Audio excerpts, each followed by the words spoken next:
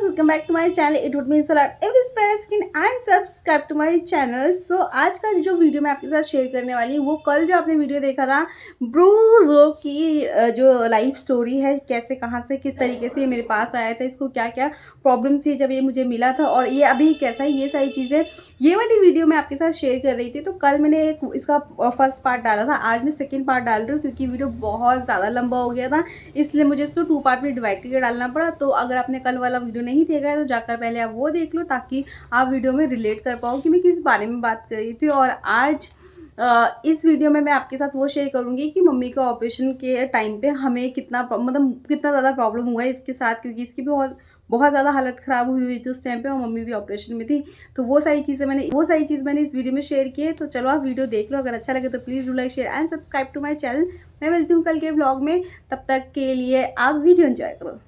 AIIMS hospital जहाँ से मेरी मम्मी का ट्रीटमेंट चल रहा था, ये वहाँ से हमें कॉल आता है कि आपको अपनी मम्मी को लेकर आना है क्योंकि आपकी मम्मी का नंबर आ गया है और आपकी मम्मी का ऑपरेट होना है। जो भी इंटेस्टाइन कैंसर था वो ऑपरेट करके क्योर करेंगे हम, तो ऑपरेशन के लिए आप मम्मी को लेके आओ। और घर का माहौल जो है इतना गर्म हो गया ना, एक तो वैसी टेंशन थी क्योंकि हम सारी चीज़ें मैनेज करने का ट्राई कर रहे थे, ऊपर से इसकी टेंशन, ऊपर से मेरे स्कूल जहाँ मैं वर्किंग हुआ करती थी वहाँ पर मतलब मेरे करियर में भी ऐसे वाला वो आने वाला था, चेंज आने वाला था क्योंकि वहाँ पे मेरा लगना था, प्रमोशन लगना था। तो उसके लिए मुझे एक भी दिन में ऑफ नहीं कर सकते थे। मेरे कलीग ने, सीनियर कलीग ने बोला था आप ऑफ मत करना, इस मंथ में आप ऑफ मत करना क्योंकि आपका प्रमोशन जो होना है वो इसी मंथ में होगा, अदरवाइज वो 1-2 साल के लिए बात चली जाएगी। तो मैं वहाँ भी ऑफ नहीं कर सकती थी। यहाँ मम्मी का ऑपरेशन है, ऑपरेशन के लिए मम्मी को हम कन्विंस कर रहे हैं। मम्मी बहुत ज़्यादा डरे हुए थे उस टाइम पे और मम्मी ने मना करा कि मैं नहीं जाऊँगी, ऑपरेट नहीं कराऊंगी। तो मम्मी को हमने कन्विंस किया, मम्मी को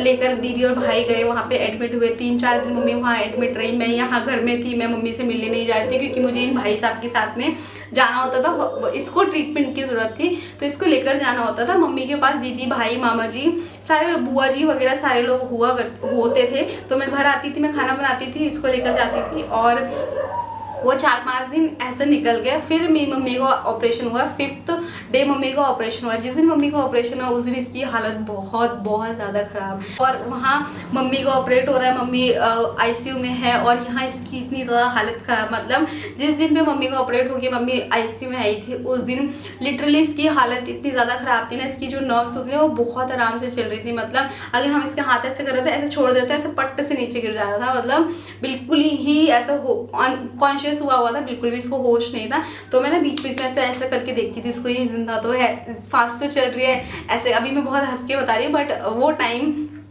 बहुत डिफिकल्ट था। मतलब वो जो 1 हफ्ता था ना मम्मी वहाँ इसको लेकर जाना है, मतलब ऐसा हो गया था मैं ऑफ भी नहीं कर सकती थी। मैं अपनी मम्मी से मिलने नहीं जा पा रही थी क्योंकि मम्मी वहाँ थे और मुझे इसका था कि इसको भी ट्रीटमेंट करवाना है। मम्मी के पास तो सारे लोग हैं, सब लोग हैं। देन वो रात जैसे निकाली, जैसे तैसे वो रात निकाली। उसके बाद मैं मॉर्निंग में इसको लेके गई। मॉर्निंग में मैं 7 बजे, 7:30 बजे गई, मैं वहाँ पहुँच गई थी क्लिनिक पे क्योंकि वहाँ कंपाउंडर वगैरह थे। मैंने डॉक्टर को इमरजेंसी कॉल किया था, वो आ गए थे तो उन्होंने ट्रीटमेंट दिया। इसकी ड्रिप लगी, ड्रिप लगने के बाद इसको थोड़ा सा होश आया और जो भी मेडिसिन दी उसके बाद थोड़ा सा होश आया, थोड़ा सा अनकॉन्शियसनेस से बाहर आया ये। और फिर मैं इसको घर लेके आई, फिर शाम को दोबारा लेके गई और फिर मम्मी का भी थोड़ा मम्मी भी रिकवर करना वहाँ स्टार्ट कर दिया। बट तो उस टाइम पे ये सारी चीज़ें चलती होती थी कि मम्मी भी वहाँ रिकवर कर रही है, ये भी थोड़ा सा ठीक होने लगे था। बट इसका ड्रिप उन्होंने बोला था 10 से 15 दिन आपको लगवाना ही पड़ेगा।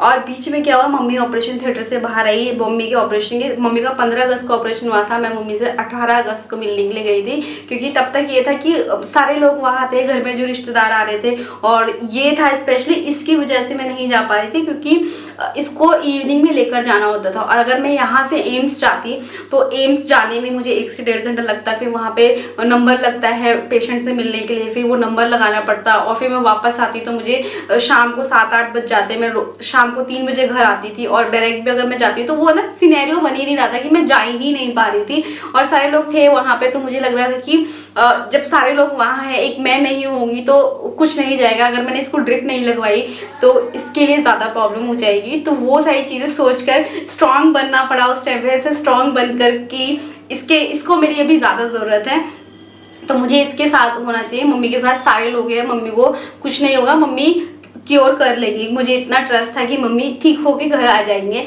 एंड देन मम्मी ने एक दिन बोल दिया कि पायल को क्यों नहीं लेके आए। तो फिर जब मैं अभी 19 के 17 और 18 वो 2 डेट याद करती हूँ ना कभी भी, तो ऐसे ना गला भारी हो जाता है हमेशा। तो मम्मी ने बोला कि पायल क्यों नहीं आ रही है, पायल कहाँ है करके। तो फिर दीदी ने बोला कि तू आ करके, मैं घर आ जाती हूँ। मैं स्कूल से घर आई, घर पे आके मैंने चेंज किया, घर से फिर मैं वहाँ गई क्योंकि दीदी को रेस्ट की ज़रूरत थी। दीदी 2-3 रातों से बिल्कुल भी नहीं सो रही थी। तो दीदी घर आई, दीदी और भाई घर आए, मैं और मामा जी मम्मी के साथ एम्स हॉस्पिटल में रुके हुए। और उस दिन पे जो मेरे काम आया, जिसने मेरी बात सुनी, क्योंकि मैं जब वहाँ पहुँची तब दीदी वहाँ से निकली और भाई और दीदी दोनों एक साथ ही निकले थे। तो मैं दीदी मम्मी को अकेला नहीं छोड़ सकती थी कि किसी एक का होना बहुत ज़्यादा इंपॉर्टेंट है और उसका नहीं छोड़ सकते, तू आ फिर मैं यहाँ से निकलूँगी। और फिर इसको लेकर जाना है। तो अब मेरे को ये था कि मैं किसको बोलूँ। देन मैंने डरते डरते मतलब ऐसे दिल पे ऐसे करके ना कविता को फ़ोन किया, मतलब कब्बो जिसकी शादी के व्लॉग्स आपने देखे, मैंने उसको फ़ोन किया। मैंने उसको बोला कि ऐसे ऐसे करके है, मुझे जाना है, मम्मी बुला रही है मिलने के लिए और तू ब्रूजो को ले जाएगी क्या। ऑल्दो वो उस टाइम पे डॉग्स के साथ, कैट के साथ, एनिमल्स के साथ इतना ज़्यादा कंफर्टेबल नहीं हुआ करती थी। उसको बहुत डर लगता होता था कि ये काट ना ले, कुछ करना दे करके। आज भी वो गाय बैल वगैरह जो होते हैं ना घूम रहे होते रोड पे, वो उनसे आज भी बहुत ज़्यादा डरती है। बट उस दिन उसने एक बार नहीं सोचा, उसने बोला ठीक है तू जा, कोई दिक्कत नहीं, तू मुझे बता दे कौन कौन से मेडिसिन लगेगी, इसको कैसे लेके जाना है। फिर मैंने उसको बताया स्कूटी में तो बिठाएगी ना ऐसे ऐसे करके, जैसे मैं लेके जाती होती हूँ ना, आपने व्लॉग में देखा होगा। मैं क्या ऐसे व्लॉग में ऐसे बिठा के तू ले जाएगी ना, आराम से बैठ के चला जाएगा। तो अब मैं वो सारी चीज़ सोचती हूँ ना, तो मुझे ऐसा फील होता है जब भी मैं बात करते हैं हम या कभी भी कहीं ऐसे चीज़ें याद कर होते हैं, तो मुझे ऐसे बहुत ग्रेटफुल फील होता है कि मेरे पास एक ऐसा इंसान है, ऐसा पर्सन है मेरी फैमिली के अलावा भी जो मुझे इतना ज़्यादा इम्पोर्टेंट देता है या मेरे साथ हमेशा पीछे खड़ा रहता है, कभी साथ में खड़ी रहती है वो, कि मैं हूँ, अगर तेरे को ज़रूरत है तो तू मेरे को बोल। और एज इट इज़ सेम, उसको कहीं ज़रूरत है तो हमेशा मैं अवेलेबल होती हूँ। कोई बहाना नहीं, कुछ नहीं, चाहे हमें लड़ाई करना पड़े किसी से या हमें कुछ भी करना पड़े, हम एक दूसरे का साथ हमेशा देते हैं। तो फिंगर्स क्रॉस ये आगे तक भी ऐसे ही चले। तो आई लव यू मेरी जान, तूने उस दिन इतनी हेल्प करी तभी यहाँ जिंदा बैठा हुआ है। मतलब इसको हम सेव कर पाए मिल करके। हमने बहुत बहुत बहुत चीज़ें साथ में की हैं, बहुत अच्छी चीज़ें की हैं। उसमें से एक ये भी है जो हमने साथ में मिलकर अच्छी चीज़ की है कोई। तो थैंक यू उस दिन के लिए जिस दिन तू उसको यहाँ से लेकर गई। देन वो सारी चीज़ें ख़त्म हुई, मम्मी घर पे वापस आई, ये भी ठीक हो गया। ठीक होने के बाद सारी चीज़ें नॉर्मल चल रही थी, सब कुछ नॉर्मल चल रहा था। और उसके बाद इसका एक छोटा सा एक्सीडेंट हुआ जिसमें इसका पैर में घाव हुआ और उसमें बहुत ज़्यादा हड्डी दिखने लगी थी, इतना ज़्यादा पस पड़ गया था। तो वो सारी चीज़ें 1-1.5 महीने में वो भी ठीक हो गया। बट जो इसकी स्किन डिजीज़ थी वो इसकी कंटिन्यू चली 2.5-3 सालों तक। मैं सारी फ़ोटोज़ यहाँ मेंशन कर दूँगी कि कितना ज़्यादा इसके बॉडी पे मतलब पैचेस हुए हुए थे और इतनी गंदी स्मेल आती थी। मतलब घर में ये पहले हमने इसको स्टेयर्स पे रखा, देन जब ड्रिप लगी तो मैं इसको अंदर वाले गेट पे लेकर आई कि पापा यहाँ पे बिठा लेते हैं, मम्मी यहाँ पे बिठा देते हैं। पर धीरे धीरे करके ना इसका जो बिहेवियर था, उस बिहेवियर की वजह से मतलब आप मानोगे नहीं, इतना ज़्यादा गंदी स्मेल आती थी। इसकी जो दवाई आती थी जब मैं वो लगाती थी ना, मेरे हाथों से 2-3 दिन तक स्मेल नहीं जाती थी। हफ्ते में 2 बार वो मेडिसिन लगानी होती थी उसकी, और ग्लव्स पहन के मैं लगाती होती थी, फिर भी मेरे हाथ में ना ऐसे गंदी स्मेल आती थी। वो दवाई लगाने के बाद इतनी गंदी स्मेल करता था ये, मतलब बहुत गंदी स्मेल आती थी इसके बॉडी से उस दवाई की वजह से।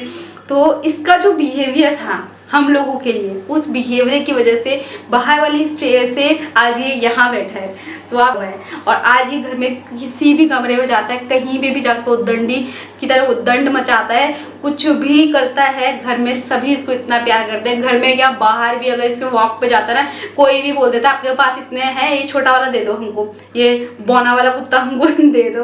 तो पापा ना हर दूसरे-तीसरे दिन आके बताते हैं। आज ना वो वहाँ घूम रहे थे ना, उन्होंने बोला है कि इसको मांग रहे थे, वो दे दूँ क्या? मैं कहा इसको नहीं देना, किसी को भी नहीं देना करके। तो अब तो पापा ने पूछना बंद कर दिया क्योंकि पापा को पता है कि मैं नहीं दूंगी करके। तो वो एक स्टेज से यहाँ तक आने में इसको 2-2.5 साल लगे।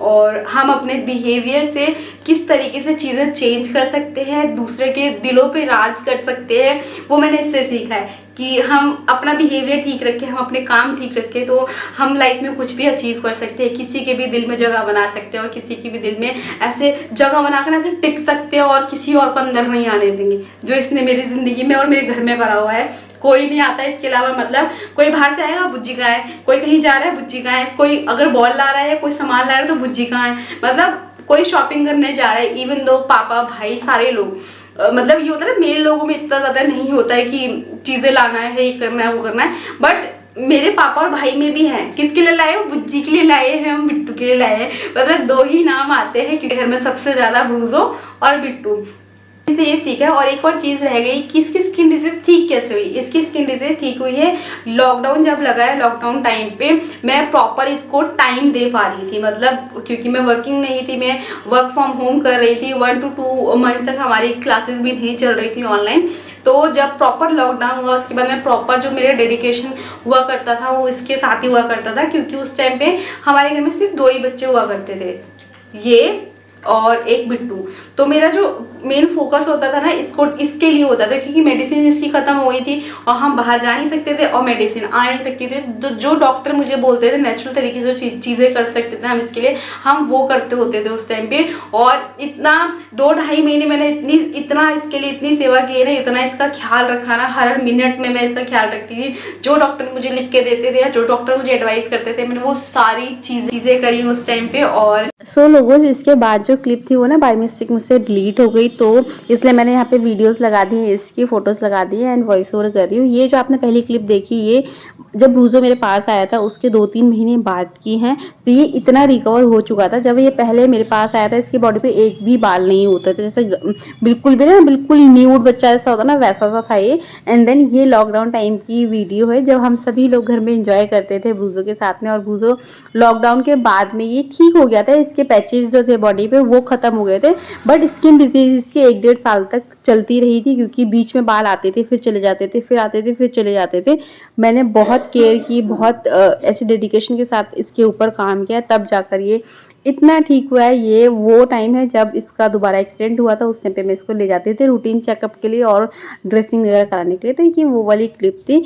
तो इसके आगे जो है वो आप देख लो।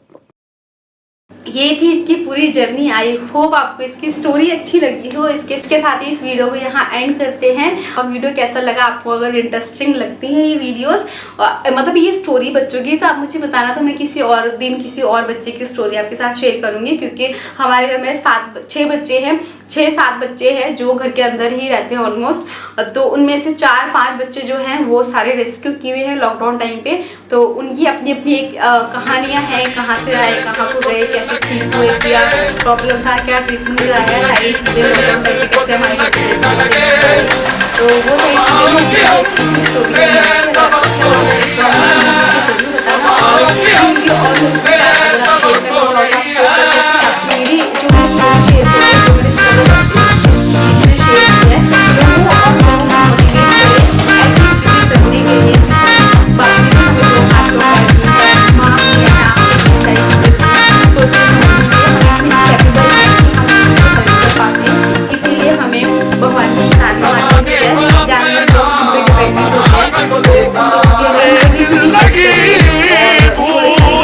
केयर करेंगे तो वो अपनी लाइफ में बहुत इजीली और बहुत ही ऐसे खुशी होकर निकाल सकते हैं। तो यही एक मैसेज था इस वीडियो के थ्रू। आई होप ये वीडियो पसंद आया। अगर पसंद आया तो प्लीज लाइक करके जाना और मिलते हैं कल के व्लॉग में।